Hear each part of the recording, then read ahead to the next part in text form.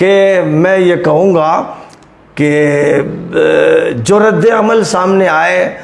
شیعہ حضرات کی طرف سے اور سنی حضرات کی طرف سے وہ بالکل یکساں ہیں، بلکہ شیعہ حضرات زیادہ غصے میں ہیں اور انہوں نے اس کو اپنے مذہب سے خارج کر دیا ہے،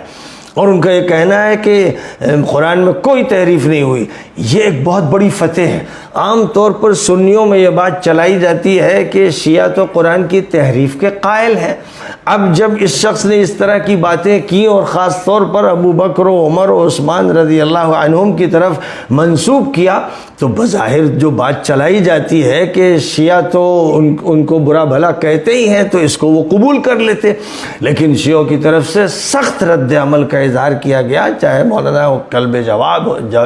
جواد ہو یا دیگر حضرات ہو، سب نے سخت ترین نوٹس لیا اور اس کو کافر اور مرتد قرار دیا، اور یہ کہ مذہب سے خارج ہے اور یہ جو بات کر رہا ہے وہ بالکل غلط ہے۔ تو یہاں پر آ کر ایک بات سامنے آ گئی پوری دنیا میں کہ شیعہ اور سنی دونوں اس پر متفق ہیں کہ قرآن میں کوئی تحریف نہیں ہوئی، اس لیے سنیوں کے بیچ یہ جو باتیں کی جاتی ہیں کہ شیعہ تحریف کے قائل ہیں، یہ غلط ہے، یہ ثابت ہو گیا، اور یہ عالمی طور پر ثابت ہو گیا، بیانات سے ثابت ہو گیا، موقف سے ثابت ہو گیا۔ اس لیے سنیوں کو یہ چاہیے کہ اب وہ شیعوں پر یہ الزام نہ لگائیں کہ وہ تحریف قرآن کے قائل ہیں۔ دو بات۔ تیسری بات یہ ہے کہ جب عالم عربی میں، سعودی حکومت میں اور امارات کی حکومت میں اور مصری حکومت میں قرآن پاک کی وہ آیتیں جن کا تعلق یہودیوں سے اور عیسائیوں سے، اور قرآن نے جن میں صاف کہا ہے کہ ان سے دوستی مت رکھو اور یہ ایسے اور ویسے، ان آیتوں کو کورس کی کتابوں سے نکال دیا گیا، اور میں نے اس پر سخت آواز اٹھائی اور علماء کو اور ملت کے ذمہ داروں کو متوجہ کیا کہ اس کے خلاف سخت ترین ایکشن ہونا چاہیے، تو میں نے سناٹا دیکھا۔ اب میں کیا کہوں کہ وہ آیتیں نکال رہے ہیں، بچوں کو وہ آیتیں نہیں پڑھائی جا رہی ہیں سعودی عرب میں، امارات میں، بحرین میں، مصر میں، یہودیوں کے اثر سے اور ان سے تعلقات کی وجہ سے اور ان سے جو دوستی رچائی جا رہی ہے اور مذہب کو ایک قرار دیا جا رہا ہے، اس کے لیے قرآن پاک کی وہ آیتیں خارج کر دی گئی ہیں کورسز سے کہ جن آیتوں میں ذکر ہے یہودیوں اور عیسائیوں کی گمراہیوں کا، بدماشیوں کا، یہاں تک کہ امام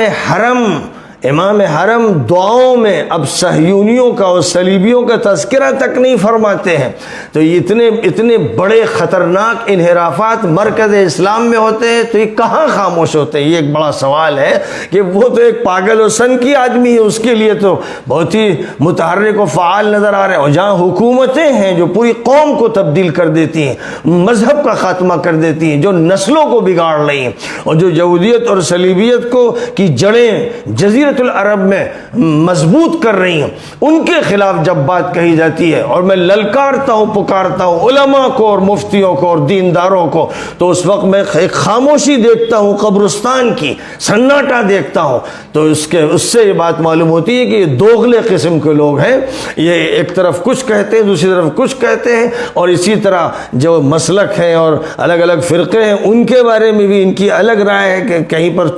خاموشی سے کچھ ہے اور لوگوں کے سامنے کچھ ہے۔ یہ سارا موقف بدلنا پڑے گا،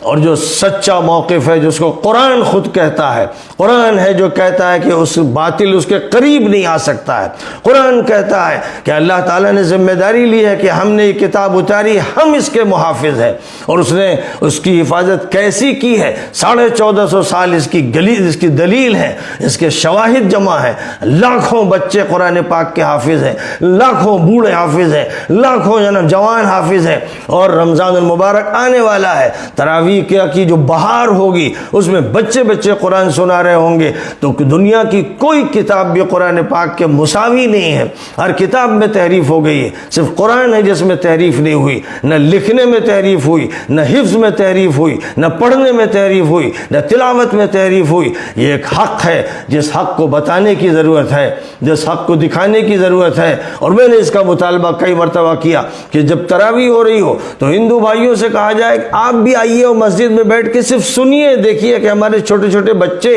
ہماری مذہبی اور آسمانی کتاب کو کس طرح یاد کرتے ہیں، یہ میسج ان تک منتقل ہو۔ ہمیں یہ سب کرنا چاہیے تھا جو نہیں کیا گیا،